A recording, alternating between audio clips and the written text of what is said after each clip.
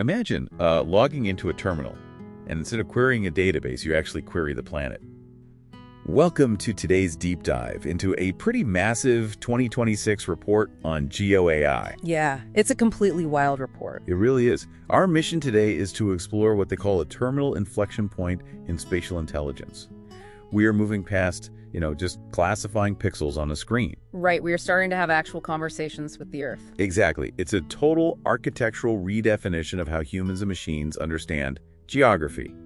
So to understand how we can talk to the planet, we first have to look at the brain upgrade that made it possible. Yeah, we really have to talk about the shift from convolutional neural networks, or CNNs, to vision transformers, which we call VITs. Okay, let's unpack this, because for a decade, CNNs were the absolute gold standard, right? Oh, absolutely. But they use this very localized sliding window approach. They just scan tiny grids, literally pixel by pixel. So it's basically like looking at the world through a moving peephole. You see exactly what is in that tiny frame, but you completely lack the broader context. Exactly. They are incredible at, say, identifying the texture of a single roof, but they totally fail to recognize that the roof is actually part of a huge housing development. They miss the forest for the trees. Yeah, literally.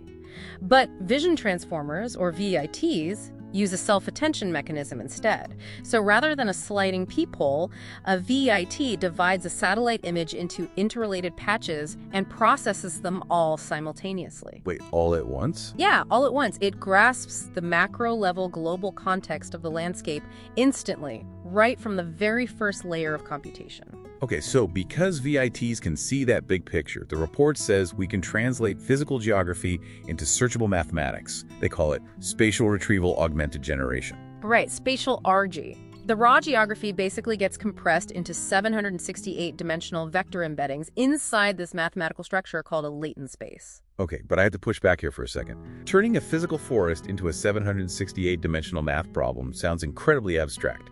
How does losing the actual visual map help you make decisions faster? Well, what's fascinating here is that by translating the Earth into mathematical vectors, we bypass traditional, clunky relational databases entirely. Oh, I see. Yeah, analysts don't need to write rigid code anymore. You just use natural language to ask the system to, say, locate areas where vegetation health is declining near newly permitted industrial zones. And within like a 100-kilometer radius or something. Exactly. It orchestrates vector retrieval to deliver instant, zero-shot insights. Which functions like a hyper-advanced developer query tool, but applied to planetary geometry. Right, and zero-shot means the AI can correlate complex geographic realities without needing explicit pre-training on that specific combination. You're effectively Googling the planet's surface. That is wild. But this superpower requires staggering compute power, right? And it introduces some pretty dangerous glitches, like the report talks about spatial hallucinations. Yeah, that is the catch. If the self-attention mechanism aggressively seeks patterns, it might misinterpret a dried-up stream, or maybe an odd shadow as a paved road. Just because the geometry fits a broader transportation network. Exactly. It's essentially an autocorrect algorithm that guesses the wrong word based on sentence structure, but applied to physical geography. So it's like seeing shapes in the clouds.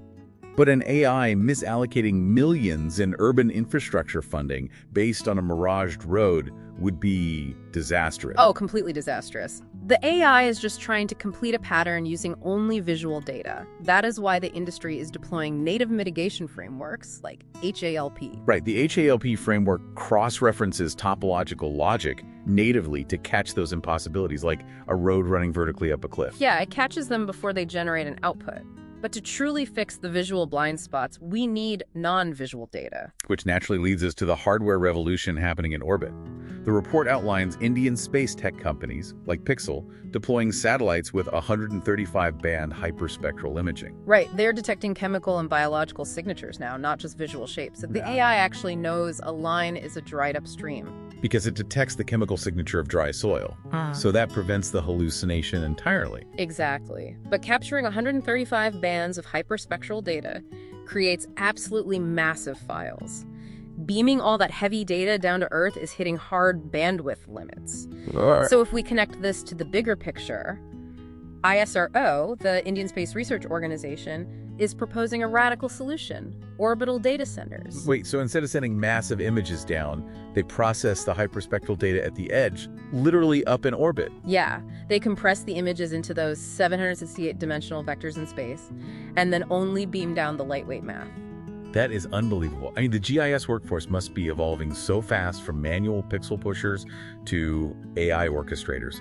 If your workflow relies on rigid map reading, your job is fundamentally changing today. You really have to become a spatial strategist. Absolutely. But, this raises a really important question about those orbital data centers. Right, because if they're processing images at the edge and converting them into math before beaming them down, humans will never actually see the raw pictures. Exactly. The original photograph disappears entirely into the math before it ever hits the ground. So what does this all mean for you listening? If we never see the original image, who truly controls and verifies the geographic reality we base our decisions on? That's definitely something to mull over next time you pull up a map. Workflows. Thanks for watching. If you found this video helpful, give it a thumbs up, subscribe to the channel, and hit the bell icon to stay updated on the latest in AI and GIS. See you in the next video.